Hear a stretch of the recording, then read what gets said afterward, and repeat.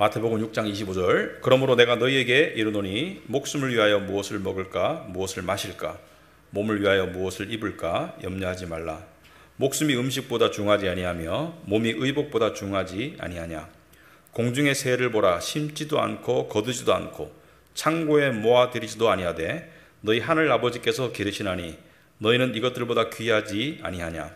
너희 중에 누가 염려함으로 그 키를 한 자라도 더할 수 있겠느냐. 또 너희가 어찌 의복을 위하여 염려하느냐. 들의 백합화가 어떻게 자라는가 생각하여 보라. 수고도 아니하고 길쌈도 아니하니라.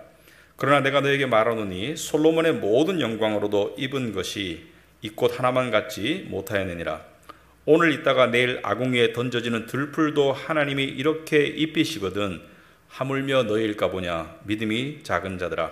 그러므로 염려하여 이르기를 무엇을 먹을까 무엇을 마실까 무엇을 입을까 하지 말라. 이는 다 이방인들이 구하는 것이라. 너희 하늘 아버지께서 이 모든 것이 너희에게 있어야 할 줄을 아시느니라. 그런즉 너희는 먼저 그의 나라와 그의 의를 구하라. 그리하면 이 모든 것을 너희에게 더하시리라. 그러므로 내일 일을 위하여 염려하지 말라. 내일 일은 내일이 염려할 것이요 한날의 괴로움은 그날로 족하니라. 아멘. 앉으시기 바랍니다. 우리 말씀을 위해서 기도하도록 하겠습니다. 하나님 아버지, 오늘도 저희들을 영의 양식을 먹이시기 위해서 이 자리에 불러주셨습니다. 특별히 예수님의 산상수훈의 말씀을 통해서 우리의 삶에 구체적으로 적용하고 또 순종함을 통해서 우리의 삶이 변화받을 수 있도록 주님 인도하시고 축복하여 주시옵소서. 그러기 위해서 오늘 말씀을 우리가 제대로 깨달아 알 수 있도록 주님 성령께서 인도하여 주시옵소서. 하나님께서 특별히 우리 성도님들의 삶 가운데 염려가 있을 줄 압니다. 염려 없는 인생이 없습니다. 하지만 그 가운데 왜 주님께서 이 말씀을 하시는지 그 깊은 뜻을 우리가 헤아려 알 수 있도록 주님 도와주시옵소서. 예수님 이름으로 기도합나이다. 아멘. 네, 우리 오늘 본문은 우리 크리스찬들이 많이 들은 그런 본문이죠. 많이 듣고 또 익숙하고 또 굉장히 또 이렇게 마음에 위로가 되는 그런 본문의 말씀입니다.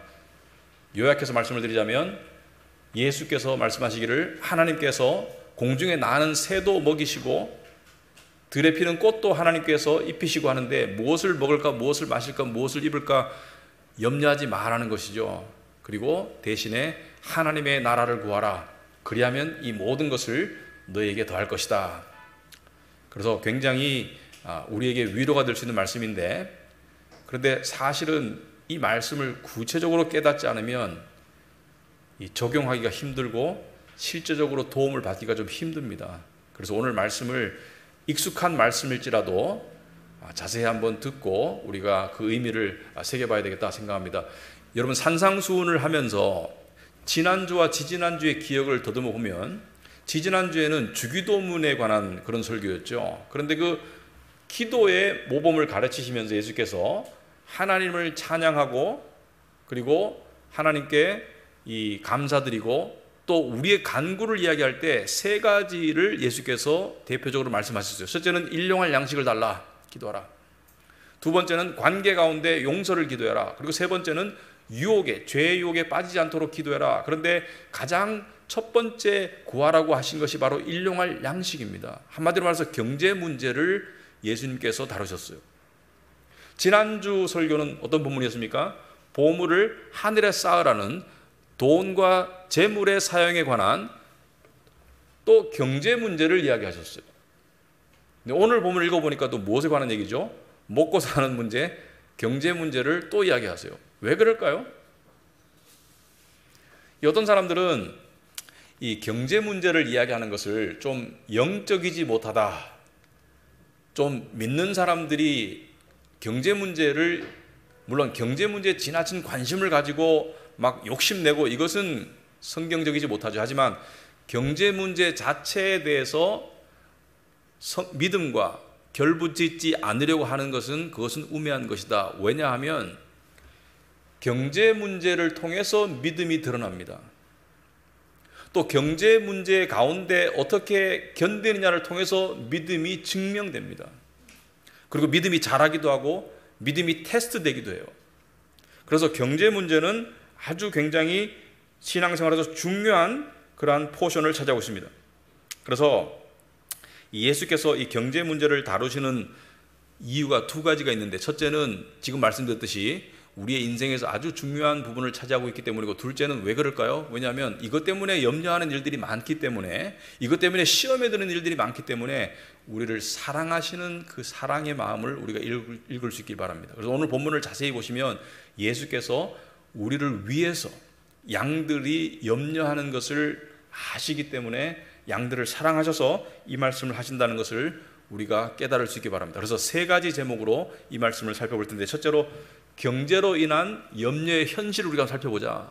경제로 인한 염려의 현실이 어떤가? 둘째는 이 본문의 말씀에 예수께서 가르치는 내용이 과연 정확한 내용이 무슨 뜻인가? 우리가 피상적으로 읽을 때 그냥 수박 겉핥기식으로 읽으면은 이런 뜻일 거야 라고 지나갈 수 있어요. 하지만 구체적으로 우리가 살펴볼 필요가 있습니다. 세 번째는 해결책이 뭐냐?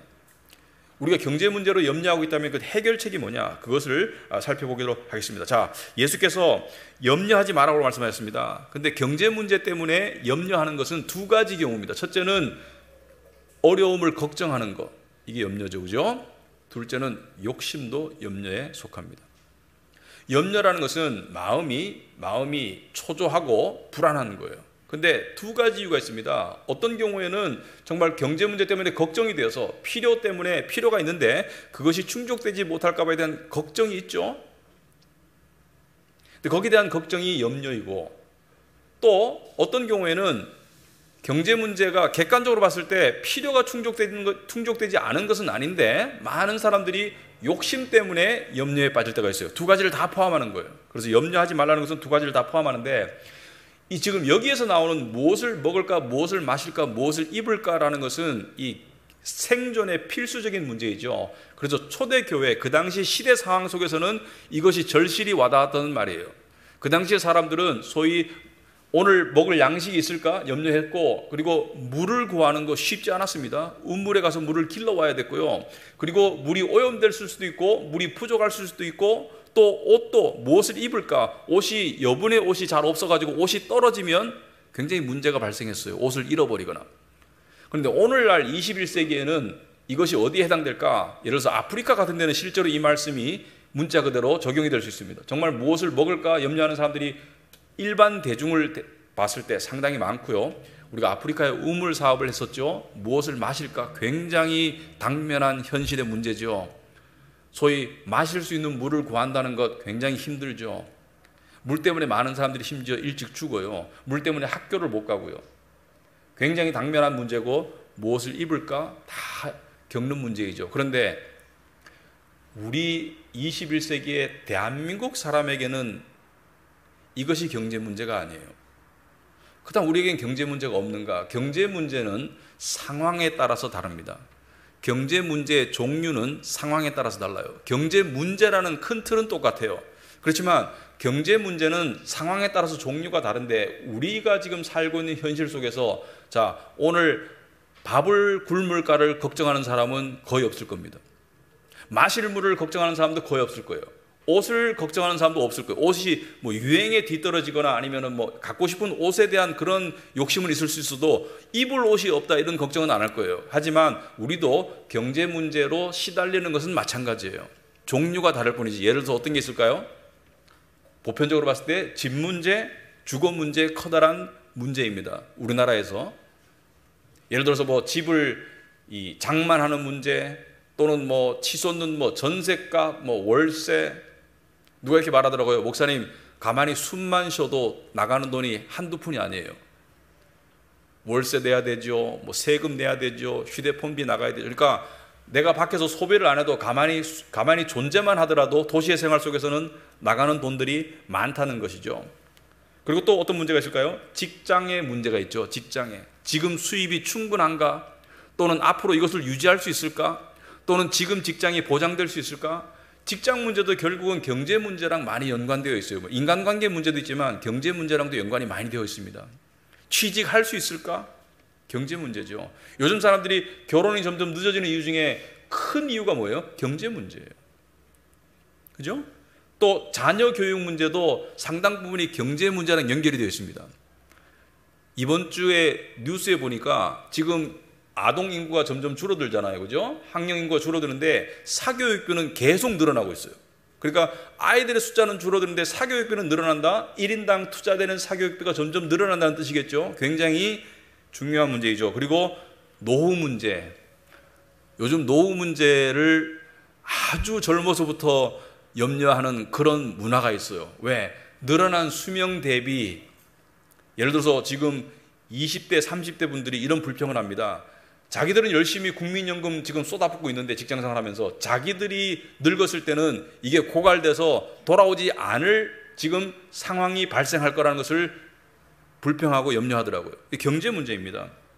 또 부채에 대한 부담을 가지고 있는 분들이 많아요. 빚이 있어가지고 빚에 대한 어떤 스트레스를 가진 분들도 있고 경제 문제죠.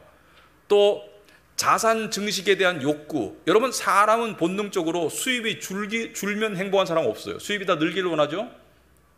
자산이 늘기를 원해요. 그리고 또 이 숫자에 밝은 사람일수록 그것이 얼마가 늘고 있는지 계속 인식하고 의식하는 게 다 경제 문제예요. 그러니까 염려라는 것은 필요에 의한 걱정도 염려이지만 더 가지고 싶은 욕심도 염려에 해당이 돼요. 그래서 많은 사람들이 경제 문제로 시달리고 있습니다.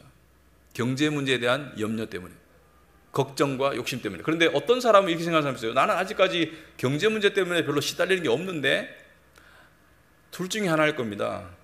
아주 천사와 같은 믿음을 가졌거나 아니면 아직 현타가 안 왔거나 둘 중에 하나일 거예요. 특히나 싱글로 살 때보다 결혼하고 난 다음에 경제 문제에 대한 염려의 범위와 종류와 깊이가 확장되는 경우가 많아요. 그래서 싱글들도 물론 경제 문제로부터 자유롭다는 것은 아닌데, 결혼하면은 혼자만의 문제가 아니고 가족의 문제이고 자녀의 문제이고 점점 더 확장되는 그런 경향이 있습니다. 그래서 특히 요즘에 경제 문제가 점점 더 대두되는 그런 시대를 살고 있어요. 왜 그렇습니까? 물가가 치솟고 있어요. 그죠? 특히 최근에 인플레이션이 되기 때문에 이 경제에 밝은 사람들이 이런 얘기 하더라고요. 가지고 있는 돈을 그냥 두면 그냥 자산이 하락하는 것이다. 왜? 화폐 가치가 계속 급격히 떨어지고 있다. 또 지금 경제 상황이 굉장히 변동성이 심하죠. 정치적으로도 마찬가지고 국제사회가 굉장히 변동성이 심하죠. 그래서 굉장히 경제 문제로 굉장히 초미의 관심사를 가진 사람이 많이 있고, 그리고 또 눈과 귀에 보이고 들리는 현실들이 너무 많아가지고 상대적 박탈감을 느끼는 사람이 상당히 많아요. 이것도 경제 문제예요. 우리가 상대적 박탈감을 느끼는 종류가 많습니다. 뭐 나보다 더 키가 큰 사람, 뭐 여러 가지가 있겠죠. 근데 대부분의 경우가 사실은 경제 문제로 박탈감을 느끼는 경우가 상당히 많아요. 그런데 주님도 이런 부분을 잘 아시기 때문에 이 말씀을 주시는 거예요. 이 말씀을 왜 주셨나? 주님은 당신의 양들이 불필요한 염려 가운데 고통받는 것을 원하지 않으세요. 평강 가운데 살기를 원하세요. 자, 그렇다면 오늘 본문의 정확한 의미가 뭘까? 여러분, 오늘 본문을 보시면은 예수님께서 굉장히 논리적으로 설명하십니다. 염려하지 말아야 될, 그러니까 걱정과 욕심에 사로잡혀서 염려하지 말아야 될 근거를 아주 논리적으로 5가지로 예수께서 말씀하세요. 첫째는 뭐라고 말씀하십니까? 짐승도 보살피는데 하물며 너희일까 보냐. 무슨 말이에요? 하물며 자녀인 너희일까 보냐. 그래서 26절에 보면 공중의 새를 보라. 심지도 않고 거두지도 않고 창고에 모아들이지도 아니하되 너희 하늘 아버지께서 기르시나니 너희는 이것들보다 귀하지 아니하냐. 논리적인 설명이죠. 새는 곳간이 없어요. 그러니까 하루하루 양식을 구해야 돼요. 그런데 새도 굶어서 안 죽는데 하물며 너희일까 보냐. 무슨 말입니까? 공중에 나는 새도 하나님께서 보살피시는데 들에 피는 백합화 들꽃도 하나님께서 입히시는데 하물며 너희일까 보냐. 우리는 하나님의 형상대로 지음받은 인간이고 또 더 나아가서 구원의 은혜를 받은 하나님의 자녀인데 하나님께서 너희들을 보살피지 않겠느냐. 이게 예수님께서 주시는 논리 1번이에요.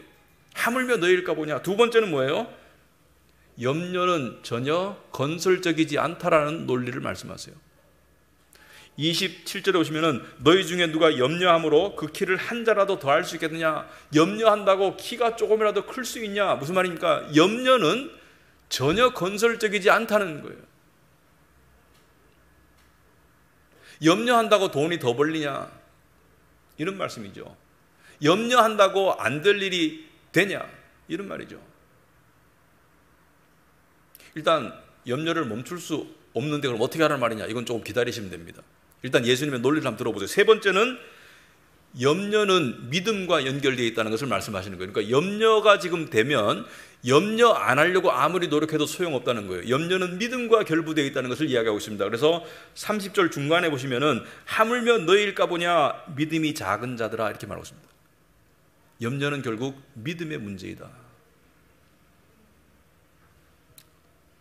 자, 네 번째로 예수께서는 많은 염려는 미리 당겨서 하는 걱정이라는 것을 말씀하고 있습니다. 34절에 보면은 그러므로 내일 일을 위하여 염려하지 말라. 내일 일은 내일이 염려할 것이요 한날의 괴로움은 그날로 족하니라. 이 무슨 논리입니까? 오늘 살아가기도 힘든데 왜 미리 당겨서 걱정하니? 그죠?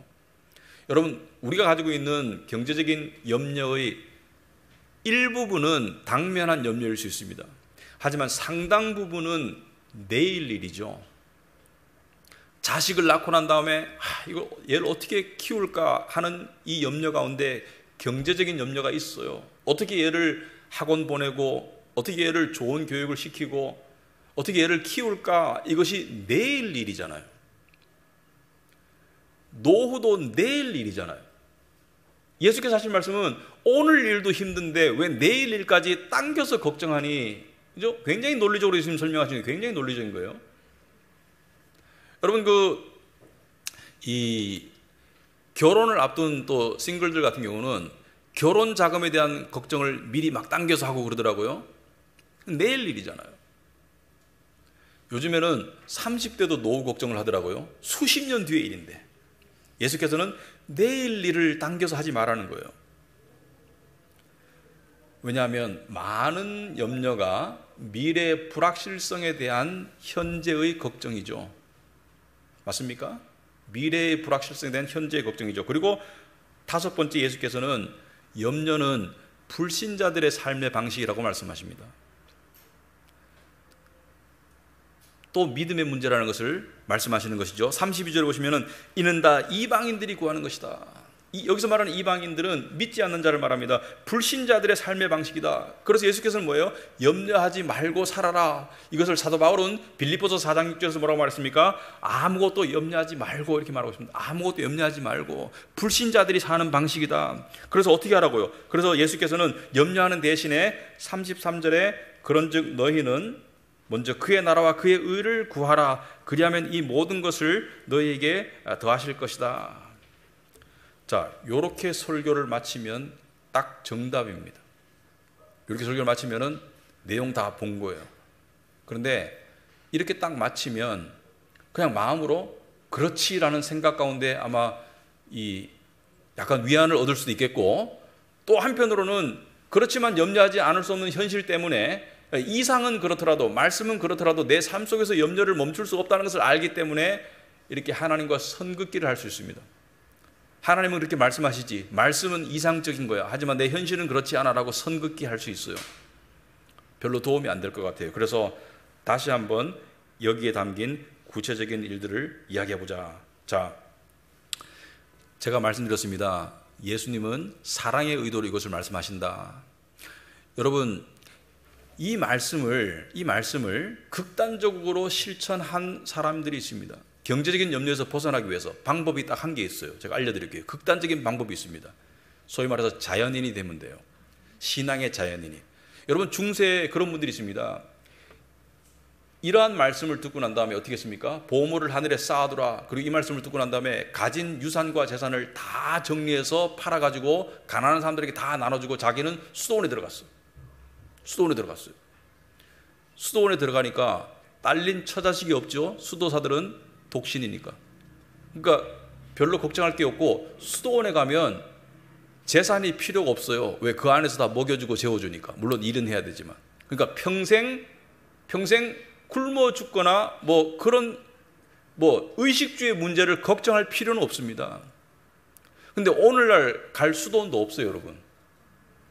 제가 좋아하는 자연인 프로그램 보면 거의 대부분이 비자발적 자연인이지 스스로 자연인 된 사람은 없더라고요.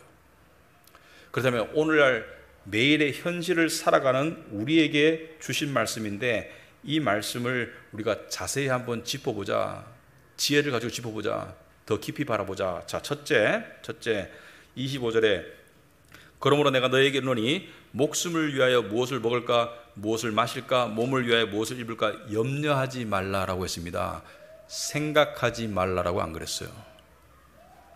생각하는 것은 해야 돼요. 우리가 이 말을 너무 극단적으로 받아들여서 세상 일에 관한 모든 관심을 끄고 살 수 없습니다. 그러니까 이 말씀이 너무 이상적으로 들리는 거예요. 어떻게 세상 일을 생각 안 하고 살 수 있지? 어떻게 무엇을 먹을까, 무엇을 마실까, 소위 말해서 경제 문제를, 집 문제를, 노후 문제를, 자녀 교육 문제를 생각 안 할 수 있지라고 생각할 거예요. 생각하지 말라고 안 하셨어요. 염려하지 말라고 했습니다. 생각과 염려의 차이를 아십니까? 염려는 생각의 일종이에요. 하지만 모든 생각이 염려는 아니에요. 근데 생각이 염려로 진행되기 때문에 문제가 되는 것이죠. 생각은 하고 살아야 돼요. 여기서 생각이라는 것은 책임감을 가지고 살아야 돼요. 계획성을 가지고 살아야 돼요. 지혜롭게 경제 문제를 다루며 살아야 돼요. 예를 들어서 성경에 보면 경제 문제에 대한 생각과 계획과 그런 것을 가지고 살라는 구절들이 상당히 많습니다. 예를 들어서 잠언 6장 6절에 보시면 이런 말씀이 있어요. 게으른 자여 개미에게 가서 그가 하는 것을 보고 지혜를 얻으라. 개미가 어떻게 사는데요? 개미는 두령도 없고 감독자도 없고 통치자도 없으되 개미는 스스로 어떻게 합니까? 먹을 것을 여름 동안에 예비하며 추수 때 양식을 모은다. 왜? 겨울을 대비해서. 이 말씀이 의도하는 것은 뭐예요? 일할 수 있을 때 열심히 해서 노후를 준비하라는 거예요. 생각하고 살라는 거예요.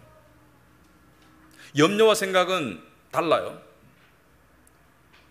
그리고 8절에 보시면, 9절에 보시면 잠언 6장에 게으른 자여 네가 어느 때까지 누워 있겠느냐? 네가 어느 때에 잠이 있게 일어나겠느냐? 무슨 말입니까? 생각과 더불어서 노력하라는 거예요. 일하라는 거예요. 그래서 다 수도승이 되면 안 돼요. 우리는 주어진 삶의 현실 속에서 자신과 특히 결혼한 사람들은 가족들의 미래를 위해서 생각하고 준비하고 열심히 살아야 돼요. 그래서 성경은 생각할 것을 오히려 주문합니다. 생각할 것을. 잠언 17장 27절에 보시면은 중간에 성품이 냉철한 자는 명철하니라. 여기서 냉철하다는 것은 냉정하다는 뜻이 아니고요. 영어로 cool spirit, 영어로 적어놨죠. 그러니까 말하자면은 염려와 같은 뜨거운 생각이 아니라, 여기서 뜨겁다는 것은 부정적인 의미예요. 염려와 같은 뜨겁고 객관적이지 않은 생각이 아니라 아주 객관적으로 지혜롭게 걱정으로 발전시키지 말고 생각하라는 거예요. 집을 장만할 계획과 생각을 하는 것은 나쁜 거 아닙니다. 결혼 준비를 하는 거 나쁜 거 아니에요. 자녀의 교육과 양육을 위해서 준비하는 거 나쁜 거 아니에요. 노후 준비하는 거 나쁜 거 아니에요. 예를 들어서 어떤 분 이런 분들이 있습니다. 물론 지나치게 염려하는 것은 그것은 예수님이 경계하는 것이지만 하나님이 다 책임지실 거기 때문에 나는 노후 준비 안 할 거야. 그렇게 성경은 가르치지 않습니다. 그것은 무책임이에요. 그런데 이 생각과 염려는 순식간에 바뀔 수 있어요. 그래서 생각이 냉철한 생각 가운데로 머물도록 하는 것이 중요한데 거기에 대해서는 조금 이따가 다루겠다. 자, 그리고 또 하나. 탐심은 오늘 죄의 고백 시간에 들었지만 탐심은 욕심이죠. 탐심은 무엇에 관한 욕심입니까? 경제 문제예요. 사실은 경제 문제. 근데 탐심과 열심은 달라요. 열심히 살아야 돼요. 여러분, 어떤 사람이 식당을, 레스토랑을 오픈했어요.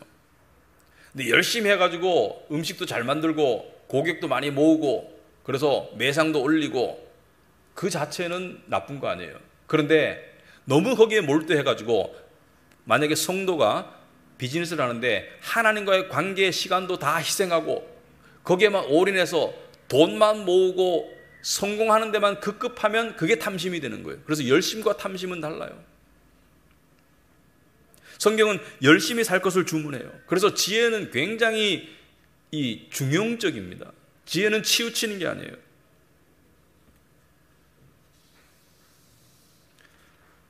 그리고 생각하는데 여러분들이 특별히 인생에서 경제적인 결정을 내릴 때 성경은 뭘 주문합니까?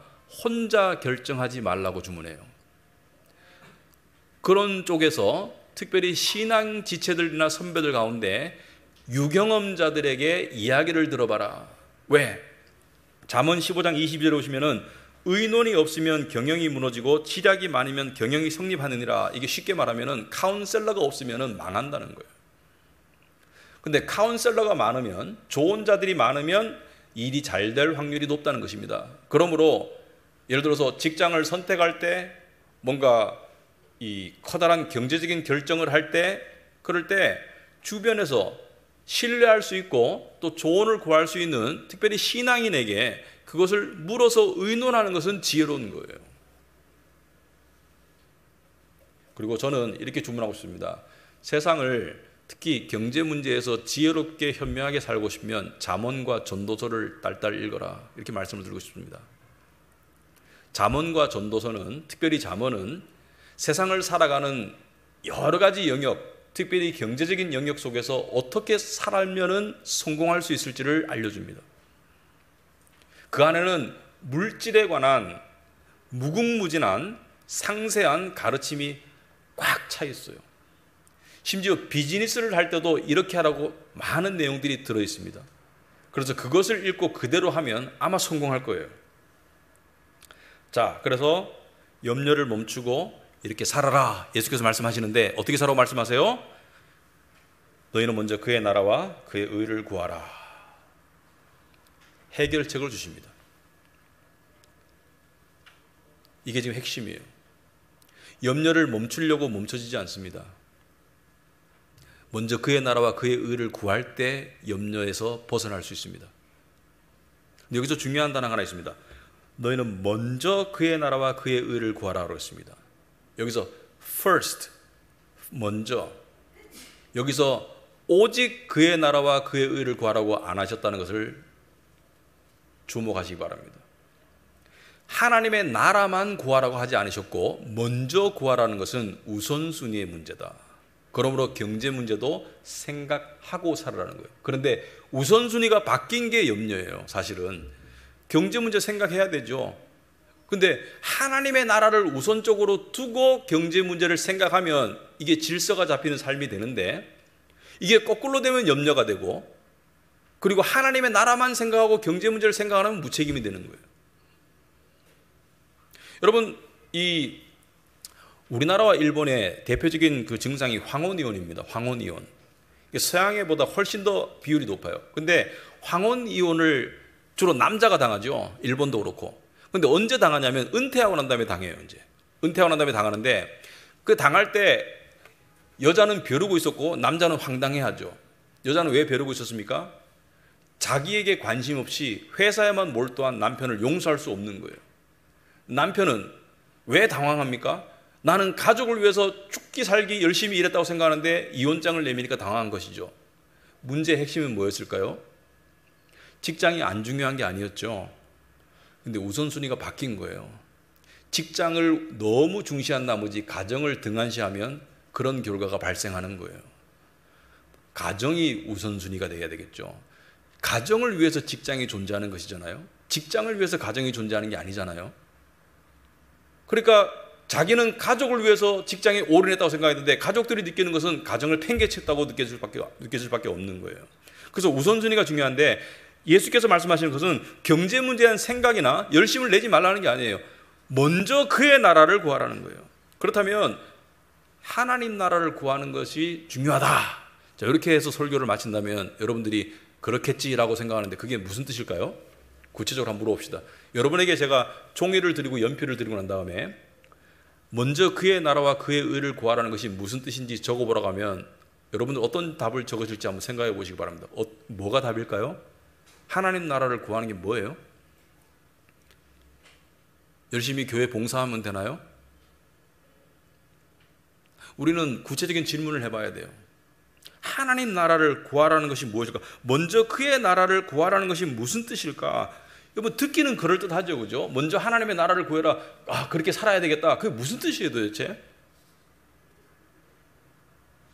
그 뜻은 광범위합니다. 하지만 오늘 말씀의 문맥에 비추어 봤을 때 무슨 뜻일까? 예수께서 지금 경제 문제에 관한 염려를 이야기하시다가 염려하지 말아야 될 이유를 여러 가지 하시고 난 다음에 염려하는 대신에 먼저 우선적으로 하나님 나라를 구하라고 말씀하세요. 이게 무슨 뜻일까? 이것은 하나님 나라를 구하는 게 뭐예요? 나라라는 것은 왕이 있고 백성이 있는 것입니다. 하나님 나라를 구하라는 것은 하나님의 통치를 구하는 거예요. 특별히 오늘 본문의 문맥상에 봤을 때 경제적인 문제의 걱정과 욕심과 염려 가운데 하나님의 통치를 구하라는 거예요. 여러분들이 하는 일반적으로 봤을 때 사람들이 하는 일반적인 고민의 아마 상당 부분이 경제 문제일 것입니다. 그것이 걱정이든 욕심이든 둘 중에 하나일 거예요. 어떤 경제적으로 압박이 와서 걱정이 되든지 힘들어서, 아니면 남들은 이만큼 모았는데 상대적 어떤 그런 경쟁심 때문에 욕심이 생기든지 둘 중에 하나일 겁니다. 특히 요즘에 욕심 부분이 굉장히 많이 팽배해 있는 문화를 살고 있어요. 그래서 객관적으로 봐서는 아무 문제 없는데 속으로는 부글부글 끓는 사람들이 많아요. 왜? 욕심 때문에. 근데 그럴 때 기도가 잘 되나요? 잘 안 돼요.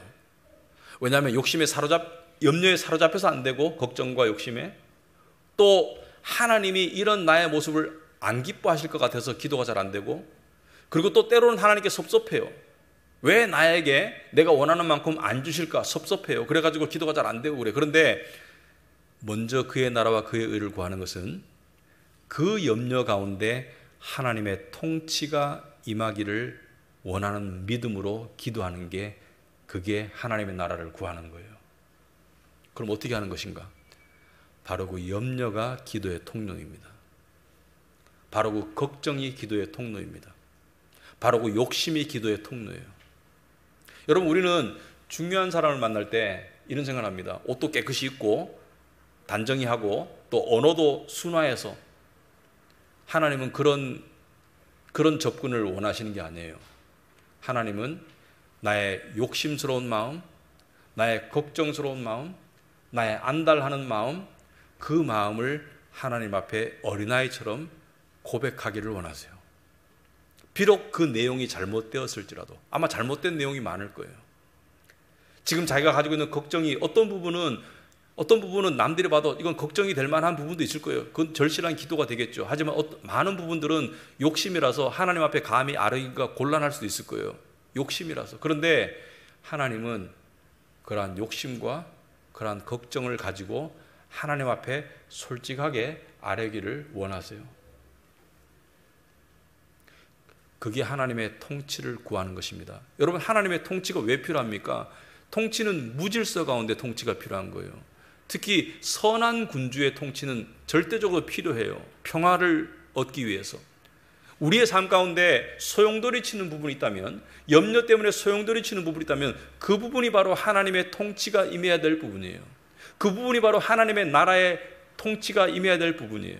그래서 하나님의 나라를 구하라는 것은 출발이 내 내면의 염려와 소용돌이 가운데 하나님의 임재와 통치가 임하는 것이 출발이에요. 거창한 게 아닙니다. 있는 모습 그대로, 어린아이의 모습 그대로 하나님께 나아가는 것이, 그것이 하나님 나라를 구하는 출발입니다. 그런데 그렇게 나아갈 때 어떻게 될까요? 그렇게 한번 나가보세요. 이런 일들이 발생할 겁니다. 첫째는 하나님의 위로가 임할 것입니다. 비록 내 기도가 잘못되었을지라도, 비록 내 마음이 삐뚤어졌을지라도 하나님께서 우리의 마음을 받아주실 거예요. 비록 내가 욕심 가운데 사로잡힐지라도 그 욕심을 고백하는 가운데 하나님께서 알고 있단다. 그리고 하나님께서 우리의 마음을 어떻게 하실까요? 어루만지시고 그리고 바로 잡아주십니다. 그럼 어떻게 될까요? 우리가 염려에서 벗어나게 돼요. 그럼 어떻게 될까요? 우리의 삶 가운데, 특별히 우리의 마음 가운데 나한테만 집착했던, 내 염려 가운데 소용돌이에 빠졌던 내 마음이 풀어지고 놓여져서 주위의 가족과 교회를 돌아보고 하나님 나라를 보살필 수 있는 마음의 여유가 주어질 겁니다. 염려 가운데 있는 사람은 사랑할 수 없습니다. 욕심 가운데 있는 사람은 사랑할 수 없어요.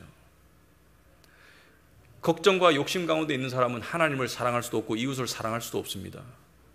하지만 그 걱정과 욕심의 염려를 하나님께 아뢰고 하나님께 기도로 나아가면서 그분의 통치가 임할 때 우리에게는 주변을 돌아보고 사랑하고 섬길 수 있는 그러한 고귀한 자유가 주어질 것입니다. 이것이 하나님의 의를 구하는 거예요. 의로운 삶의 열매로 나타날 것입니다. 여러분, 결국 하나님의 나라를 구하는 것은 통로가 기도입니다. 제가 어젯밤에 루터에 관한 책을 읽었어요. 제가 존경하는 믿음의 선배 중에 한 분이거든요. 16세기 초에 종교개혁의 도화선을 이루었던 독일의 루터. 여러분도 이름은 다 아시고 누군지는 아실 거예요. 여러분, 루터의 삶은 굉장히 바빴습니다. 얼마나 바빴냐면 생각해 보세요. 정말 그 당시에 질서 가운데 이 핵폭탄을 터뜨린 거예요. 그러니까 복음의 핵폭탄을 터뜨려 가지고 이 유럽의 교계가 발칵 뒤집혔죠. 그래서 교황청에서 소환했습니다. 가면 죽어요. 도망 다녀야 되고, 그리고 그 복음의 진리를 재발견한 것에 도화선이 돼가지고 많은 사람들이 루터의 가르침을 원했고요, 루터의 지혜를 원했고, 루터를 만나기를 원했어요. 그리고 도망 다니는 6개월 동안 루터는 신약 성경을 독일어로 번역합니다. 엄청나게 바쁜 삶을 살았어요. 그런데 놀라운 것은 루터가 하루에 기도에 쓴 시간이 3-4시간을 썼답니다. 제가 2가지 생각이 들었어요. 첫째는 그게 현실적으로 어떻게 가능했을까? 그 바쁜 사람이 도망 다녀야 되고 수많은 사람들이 자기의 조언과 지도력을 원하고, 그러니까 정치인으로 말하자면 대통령이나 마찬가지죠. 종교적인 대통령이죠, 그 당시에. 그런데 그 바쁜 사람이 어떻게 3-4시간을 쓸 수 있었을까? 그 2번째 든 생각은 한마디로 부끄럽다였습니다. 부끄럽다.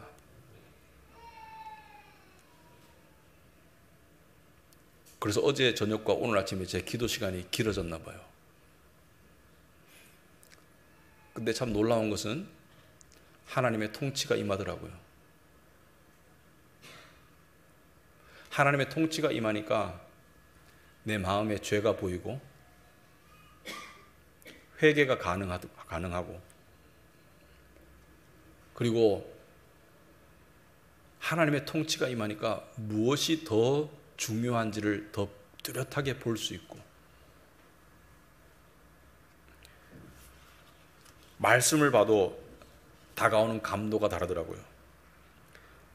제가 오늘 아침 읽은 말씀 중에 지금까지 묵상하는 말씀이 주의 규례를 항상 사모함으로 내 마음이 상하나이다.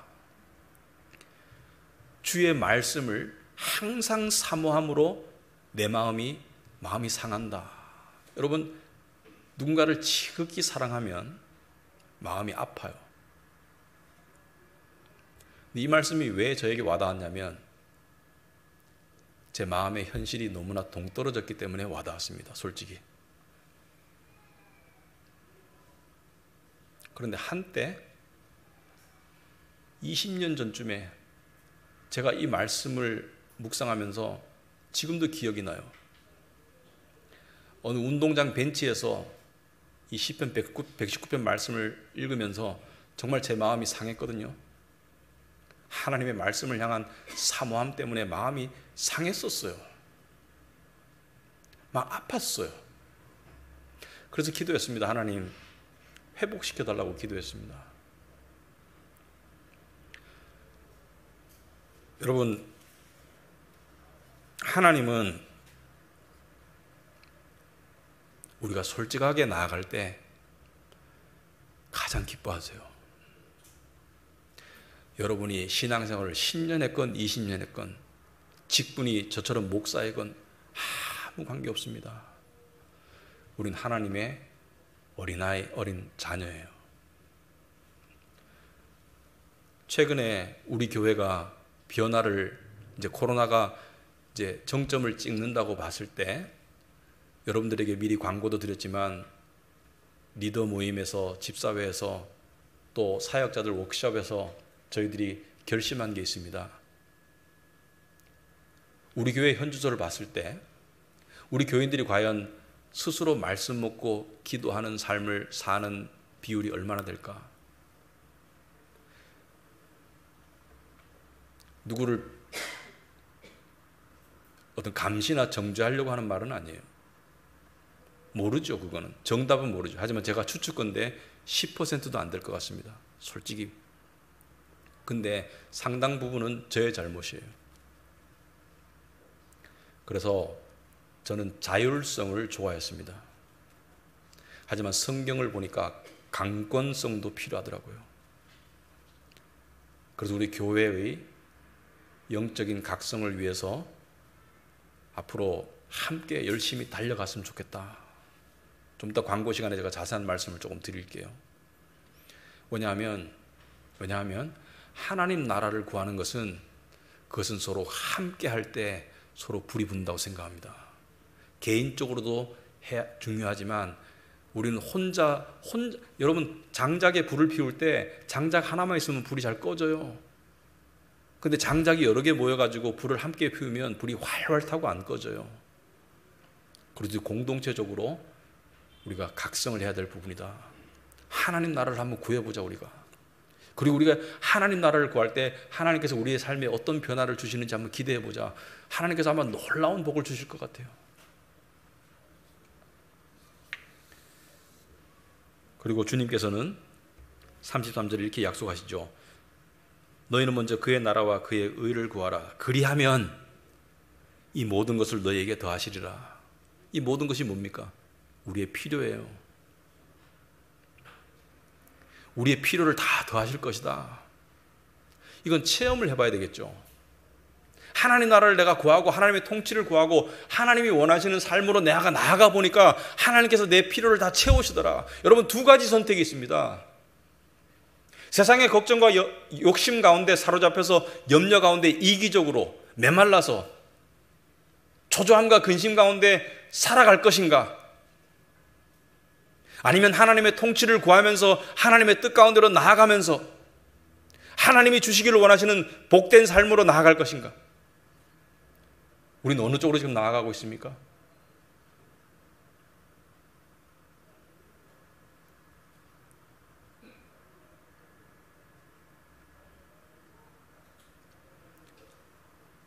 그 선택의 핵심은 하나님의 통치를 우리의 삶 가운데 구하는 것입니다. 그 통치의 영역은 우리가 시간을 어떻게 사용하는 것인지, 우리가 돈을 어떻게 다루는 것인지, 우리의 마음을 어떻게 쓰는 것인지, 우리의 전 영역을 원할 겁니다.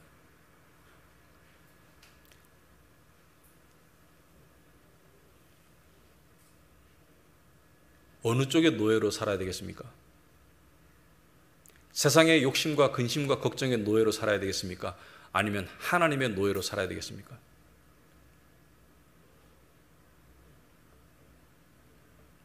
제가 외우지는 못하지만 한용운이라는 시인 알죠? 일제시대 때. 그분의 시 중에 유명한 시 중에 하나가 복종이라는 시가 있죠. 님에게 복종하겠다고. 근데 님에게 한 가지는 복종할 수 없다고. 자기를 복종하지 말라는 그 한 가지는 복종할 수 없다고.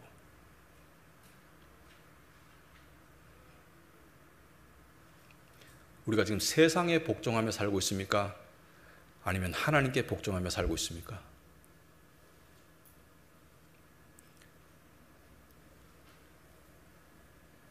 세상에 가치관의 지배와 통치를 받으며 살고 있습니까? 아니면 하나님 나라의 실제적인 통치가 내 삶 가운데 임하고 있습니까?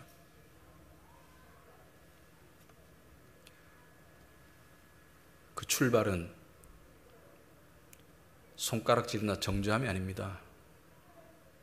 세상의 지배를 받고 있는, 세상의 가치관에 시달리고 있는, 근심과 걱정과 욕심에 사로잡혀 있는 내 모습을 가지고 하나님께 나아감으로 출발하는 거예요.